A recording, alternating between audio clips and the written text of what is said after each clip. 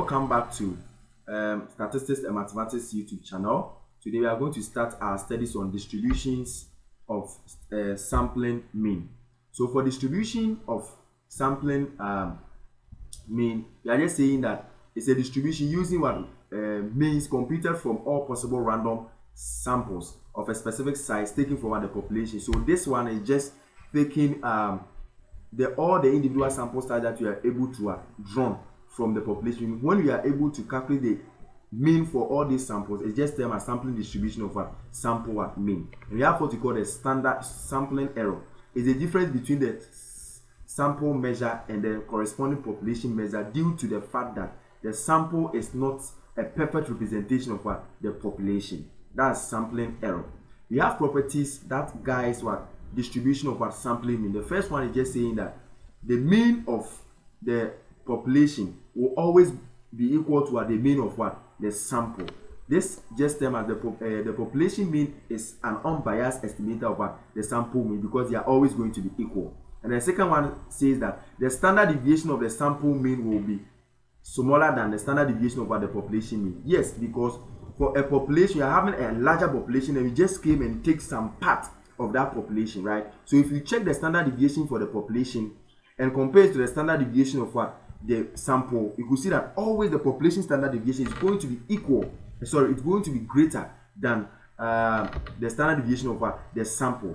In this sense, we are going to say that the population standard deviation, as you can see here, is equal to the sample, the standard deviation for the sample divided by square root of what n, right? So we are going to use this idea to treat what we call the central limit theorem. So for central limit theorem, as you can see here, when our n continues to what increases, right, our sample size approximately gets equal to what approximately go to what follows what a normal distribution, right? So if it follows what a normal distribution for central limit theorem, it will follow a normal distribution with a mu and a standard deviation of what sigma divided by square root of what n, right? So here our z score for the standard so for the central limit theorem will be x bar minus what mu divided by sigma square root of what n, right? So this one will be our z score. So we are going to use this z score to calculate for the probabilities of that normal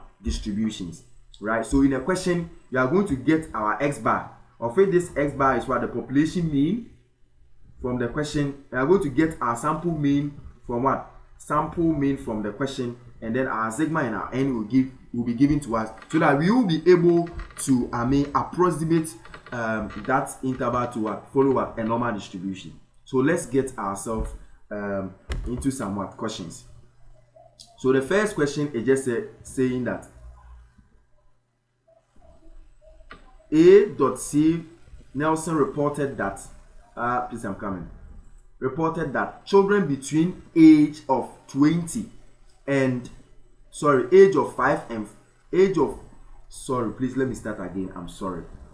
A.C. Nelson reported that children between age of 2 and 5 watch an average of 25 hours of what television per week.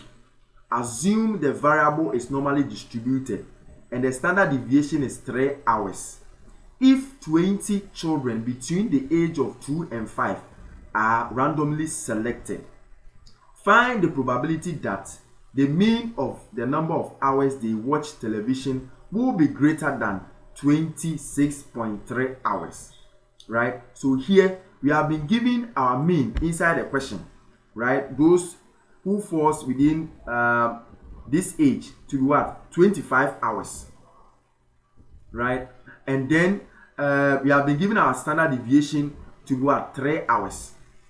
Our n was given as what 20, and then our population mean was given as what 26.3. So here our mean is equal to 25.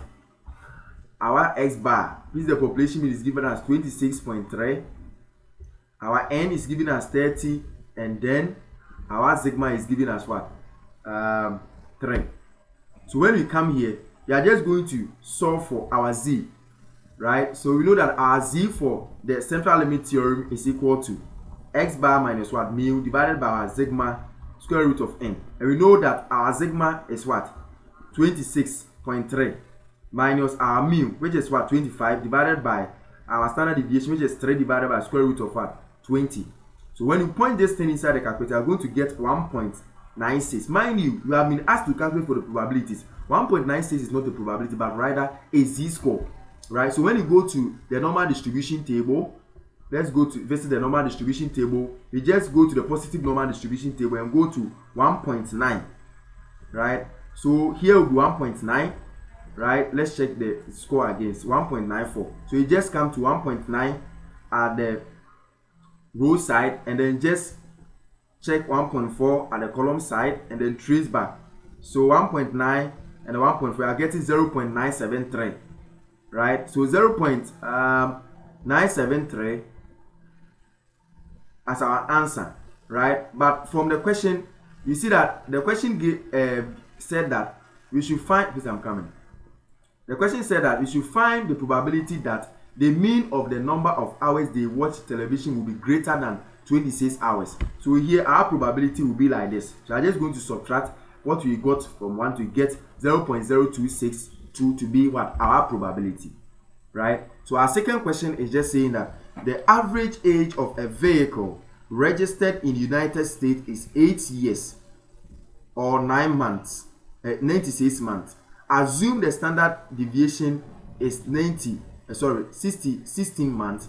If the random sample of 36 vehicles is selected, find the probability that the mean of the age is between 90 and then 100 months, right? So here our mean is given to us, right? Our population mean is given to us to lie between, so it will probably that our 90 will be less than our mean, less than what, our 100, right? So it will be nicely done here, nicely, right? So this is what we have.